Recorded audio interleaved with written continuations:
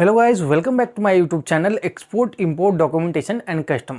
आज का जो वीडियो का टॉपिक है वो ये है कि जब भी हम आउटवर्ड रेमिटेंस करते हैं यानी इंपोर्ट की पेमेंट करते हैं, एक्सपोर्टर को इंपोर्ट के अगेंस्ट में हम पेमेंट करते हैं, तो एज ए इंपोर्टर हमें ये पता होता है कि हमें अपने बैंक के चार्जेस इंडिया के अंदर पेमेंट करनी है। जो भी ट्रांजेक्शन मैं प्रोसेस कर रहा हूँ उसके अगेंस्ट में मुझे बैंक को चार्जेस देने हैं, ठीक है। लेकिन उसके अलावा आपको फॉरेन बैंक के चार्जेस देने होते हैं। ये बैंक आपसे क्वेश्चन पूछती है। वो किस तरीके से पूछती है? तो बेसिकली बैंक का एक फॉर्मेट है section 71A detail of charges. इसमें हमें बैंक को फिल करके देना होता है, जिस तरीके से मैंने आपको पीछे बताया था किस तरीके से हमें बैंक का फॉर्म फिल करना है जब भी हम इंपोर्ट की पेमेंट करते हैं। तो उसमें एक कॉलम है फॉरेन बैंक चार्जेस का, तो हमें उसमें बताना होता है कि फॉरेन बैंक की पेमेंट हमें करनी है या नहीं करनी है। तो बेसिकली उसके तीन टाइप हैं। पहला जो है आवर, दूसरा है बैन, तीसरा है अपना SHA सा।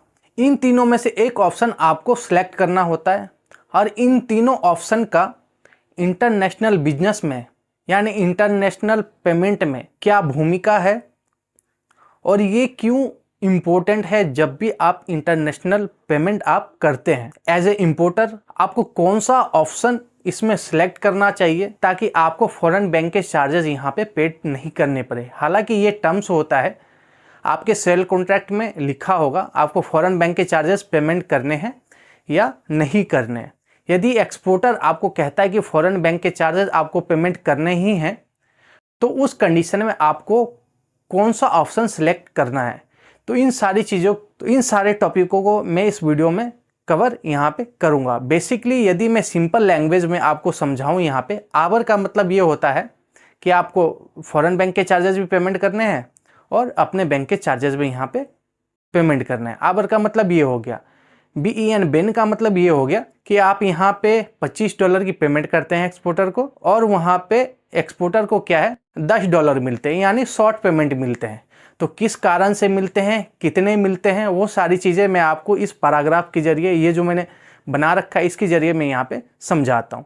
सबसे पहले देखिए, एक पेमेंट जो है 4270 की यानी 4270 की मैं यहाँ पे पेमेंट करता हूँ आवर ऑप्शन के अंदर। तो उस कंडीशन में क्या है, मेरे एक्सपोर्टर को फुल पेमेंट मिलती है। Full payment in the sense 4270 की पेमेंट मेरे एक्सपोर्टर को यहाँ पे मिलती है। वो किस वजह से मिलती है? क्योंकि यहाँ पे जो फॉरेन बैंक के चार्जेस हैं, यानी यहाँ पे आप देख रहे होंगे कोरस्पोंडेंट बैंक और रिस्पोंडेंट बैंक, उसके बाद बेनिफिशियरी बैंक। कोरस्पोंडेंट बैंक को इंटरमीडिएटरी बैंक भी बोलते हैं। तो यहाँ पे होता क्या है, फॉरेन बैंक के जो चार्जेस है, बेसिकली हमारा जो बैंक है वो डायरेक्ट USD में पेमेंट सप्लायर को आगे नहीं कर सकता, यानी एक्सपोर्टर को डायरेक्ट पेमेंट नहीं कर सकता। तो इसके लिए हमें बीच में एक इंटरमीडिएटरी बैंक चाहिए होता है, क्योंकि ये सबको पता है कि जो ज़्यादातर वर्ल्ड वाइड जो ट्रेड हो रहे हैं यो US डॉलर के अंदर ही हो रहे हैं। तो इसीलिए आपको US बेस्ड बैंक चाहिए होता है जिसके जरिए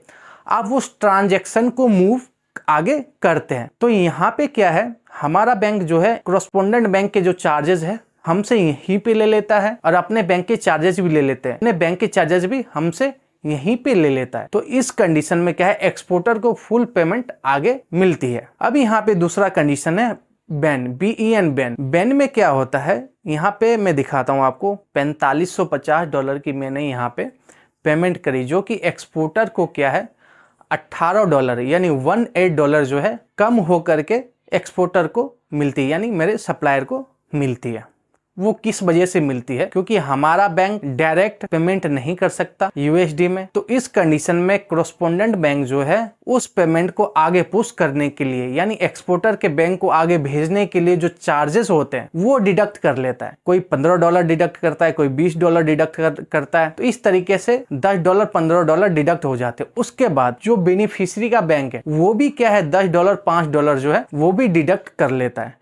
तो इस वजह से क्या है, एक्सपोर्टर को यहाँ पे शॉर्ट पेमेंट मिलती है। यहाँ पे देखिए जो स्टैंडर्ड इसके अंदर आपको क्या है 25 से 30 यानी $35 के आसपास आपको यहाँ पे नुकसान होता है। लेकिन यदि आप आवर के अंदर पेमेंट करते तो बैंक हमसे क्या है यहाँ पे मिनिमम चार्जेस चार्ज करता है, जो कि $10, $7, $8 के आसपास यहाँ पे होता है।